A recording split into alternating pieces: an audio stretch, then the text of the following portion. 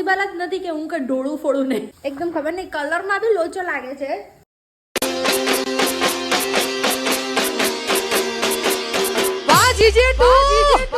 YouTube channel foreign Prajapati. આજે છે Sunday and અમારી સવાર પડી ગઈ છે. અમારી સવાર ક્યારની પડી ગઈ છે. નાહી ધોઈને એકદમ મસ્ત રેડી થઈ ગયા છે. એન્ડ આજે અમારું કેવું હોય, સન્ડે એટલે એકદમ ચીલ ડે. અમે ટ્રાય કરીએ કે જેટલું પણ કામ હોય એ બધું સેટરડેના ફિનિશ થઈ જાય એન્ડ સન્ડે આપણે આરામથી બસ ખાલી કુકિંગ કરીએ અને થોડુંક રેસ્ટ પણ કરીએ. સો આજે એકદમ વેધરમાં આમ એકદમ પલટો આવી ગયો છે. એકદમ ધોધમાર બહાર વરસાદ પડી રહ્યો છે, જોઈ શકો છો તમે, એકદમ જોરદાર વાળો. અને અત્યારે છે ને આજે અમે લોકોએ ડિસાઈડ કર્યું છે કે પૌવા બનાવીએ. પહેલાં ભજીયા બી વિચાર્યા હતા, તો હવે ખબર નહીં ભજીયા બનાવીએ છીએ કે નહીં, પણ હવે પૌવા તો બનાવી જ રહ્યા છીએ. સો આજે અમે બનાવીએ છીએ મસ્ત બટાકા પૌવા ગરમા ગરમ, અને જોઈએ અગર એની જોડે ગરમા ગરમ ચા પણ બનાવીએ, કેમ કે ચા હમણાં જ પીધી છે.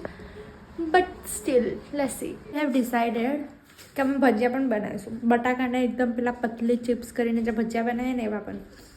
સો અહીંયા કોમલ છે ને સ્લાઇસ કરી રહી છે. એ અમે બટાકા ચોપ કરી રહ્યા છે, એકદમ ઝીણા ઝીણા બટાકા પૌવા માટે છે. આ ટામેટા ચોપ કર્યા છે એન્ડ આમાં ચોપરમાં અમે ડુંગળી એન્ડ મરચાં બંને જોડે ચોપ કરી નાખ્યા છે. ટામેટા પૌવામાં જ જશે. આઈ ડોન્ટ નો કેટલા લોકો નાખે છે, પણ હું નાખું છું. સો ગાઈસ, તેલ મૂકી દીધું છે આપણે પૌવા વઘારવા માટે. હવે એની અંદર થોડી રાઈ નાખી દઈશું એન્ડ હવે નાખીશું થોડું જીરું. રાઈ થઈ ગઈ કારણ કે ઓલરેડી તેલ ગરમ હતું. ઓકે, એન્ડ હવે આની અંદર જશે હિંગ, જે હું કાઢવાનું પાછું ભૂલી ગઈ છું, તો હું કાઢીશ. મને અને મેં હિંગ નાખી દીધી હતી અને મને લાગ્યું કે મેં વિડીયો ચાલુ કરે છે, પણ વિડીયો ચાલુ નતો. શાબાશ બેટા. નાખી હવે એની અંદર મેં બટાકા નાખી દીધા છે. તમે એવું વિચારતા હશો કે કાંદા કેમ નહીં નાખ્યા? પહેલાં એક ક્વેશ્ચન મને કોમલે નહીં પૂછ્યો, પણ પહેલાં હું બટાકા કૂક કરીને પછી બટાકાને કાઢી દઈશ એન્ડ પછી કાંદા નાખીશ. કારણ કે કાંદા તો કૂક થઈ જાય જલ્દી, જે છે બટાકાને કૂક થવામાં વાર લાગે ને. મને છે ને બટાકા પૌવામાં આમ બટાકા આમ થોડા મસ્ત ક્રિસ્પી હોય ને તો એ પણ વધારે ભાવે. સો યસ, તમે જોવા કેટલું જલ્દી ફટાફટ કૂક થવા માંડ્યું. જો ઓહ, આઈ એમ સો સોરી, આ પોગી બી થઈ ગયું. અહીંયા બટાકાની સ્લાઇસ પણ થઈ ગઈ છે ને અહીંયા કોમલ છે ને પેલું બનાવી રહી છે બેસનનું પેલું ખીરું. તો આપણે ચીપ્સના ભજીયા બી બનાવી શકીએ. અને એક સાઈડમાં બટાકા પૌવા ચાલુ તો કરી દીધા છે અને મસ્ત તમે જો બટાકા એકદમ બ્રાઉન બ્રાઉન થઈ ગયા છે. હવે છે ને આ બટાકા જે ચડવા મૂક્યા હતા મેં ક્રિસ્પી થવા એ થઈ ગયા છે એકદમ, અને મેં કાઢી લીધા છે. થોડું તેલ રાખ્યું છે. હવે એની અંદર જે આ હતા મારા કાંદા અને મરચાં એ નાખી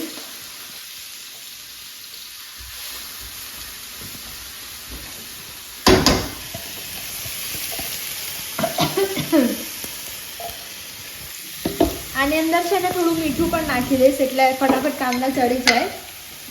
અને હવે આપણે ત્યાં સુધી બનાવીશું, આ કાંદા ચડશે ત્યાં સુધી આપણે બનાવીશું પેલું ભજીયાનું ખીરું. આમાં છે ને મેં બેસન લીધું છે એન્ડ ચોખાનો લોટ લીધો છે. હવે આમાં જશે મીઠું એન્ડ થોડી હિંગ. મેં ચોખાનો લોટ એટલા માટે લીધો છે કારણ કે થોડા ભજીયા છે ને ક્રિસ્પી બને બહારથી અને અંદરથી બેસનથી તો ઓફકોર્સ સોફ્ટ થવાનું જ છે થોડું. હવે આની અંદર હું નાખીશ અજમો. અજમો એકદમ આમ હાથથી હથેળીથી આમ મસળીને નાખવાનો. એન્ડ આની અંદર થોડું જશે લાલ મરચું,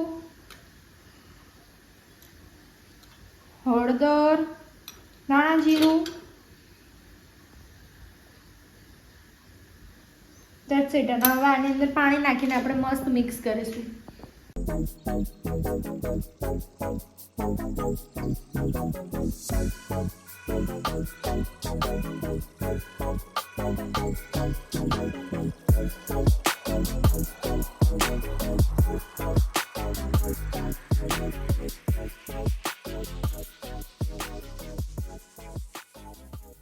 એન્ડ જો આ ચણાનો લોટ મિક્સ કરતાં કરતાં મેં શું કર્યું, એવું પોસિબલ જ નથી કે હું કે ડોળું ફોડું નહીં.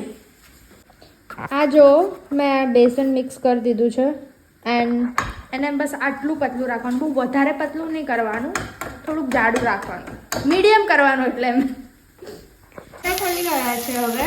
એન્ડ હવે આની અંદર હું નાખીશ બટાકા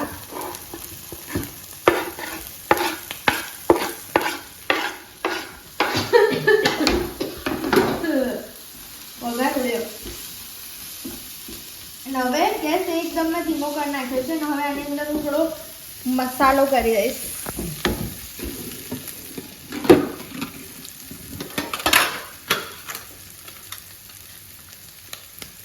થોડી હળદર, થોડુંક ધાણા જીરું નાખીશ અને થોડુંક લાલ મરચું નાખીશ, કારણ કે અમે લીલા મરચાં નાખ્યા છે. મને લાલ મરચું એટલે નાખવું ગમે કે કલર મસ્ત આવે. તો હવે આને મિક્સ કરીશું મસ્ત. અને આની અંદર હું થોડી ખાંડ પણ નાખીશ. ક્યાં છે ખાંડ? અરે બીજું આ ડબ્બો બહાર પડ્યો છે એટલે. હવે આની અંદર થોડી ખાંડ નાખીશું. એવું નહીં વિચારતા ગુજરાતી છો એટલે, પણ પૌવા થોડા ખાટા મીઠા હોય તો વધારે મજા આવે. લીંબુ પછી પૌવા નાખીશ. સો હવે એકદમ મસાલો દેખો બધું બટાકામાં પણ ચડી ગયો છે. હું આને રોટલી સાથે પણ ખાઈ શકું છું. હવે આની અંદર હું નાખીશ પૌવા. આઈ ડોન્ટ નો પૌવા કેમ બહુ પેલા એવા થઈ ગયા છે ચીકના. આઈ થિંક બહુ પતલા પૌવા લઈ આવ્યા હતા અત્યારે અમે કે શું. પણ યસ, આઈ હોપ કે હવે ગરમ કરું એટલે થઈ જાય મસ્ત છૂટા. પૌવા મેં ચાળીને પલાળી રાખ્યા હતા 15-1 મિનિટ. મને એવું લાગે છે કે આમાં મીઠું તો ઓછું જશે. પૌવા જો એકદમ ખબર નહીં કલરમાં બી લોચો લાગે છે, પણ અને ખીચડી જેવા એકદમ થઈ ગયા છે. આઈ થિંક એ મને એવું લાગે છે જે હું પૌવા લાવી ને એ પેલો ચેવડો બનાવવાવાળા પૌવા હોય ને એ લાવી છું એટલે આવું થયું. પણ ટેસ્ટ સારો આવે છે, સો ઇટ્સ ફાઇન. હવે મેં થોડું લીંબુ નાખી દીધું છે આમાં. એન્ડ હવે હું આની અંદર કોથમીર નાખીશ. મેં પૌવામાં ધાણા નાખી દીધા છે અને હવે ધાણા નાખ્યા પછી પૌવા થોડા સુંદર બી દેખાઈ રહ્યા છે. ટેસ્ટ તો મસ્ત જ આવે છે આનો. ભજીયાને ઉતરી ગયો છે અને આ બીજો બેચ આપણે ઉતારવા જઈ રહ્યા છે. એકચ્યુઅલી આમાં પતલી જેટલી પણ ચિપ્સ હશે ને તો એટલા બટાકા બી અંદરથી મસ્ત કૂક થશે ને એકદમ મસ્ત ભજીયા બનશે. આપણે મરચાંના પણ ભજીયા બનાવી શકીશું. નથી ખાવા મરચાંનું ભજીયા. ઓકે. તું શું હશે છે? कंटेंट में कंटेंट आपका डायरेक्ट ना कर देगा. छोटे समझ में आया क्या?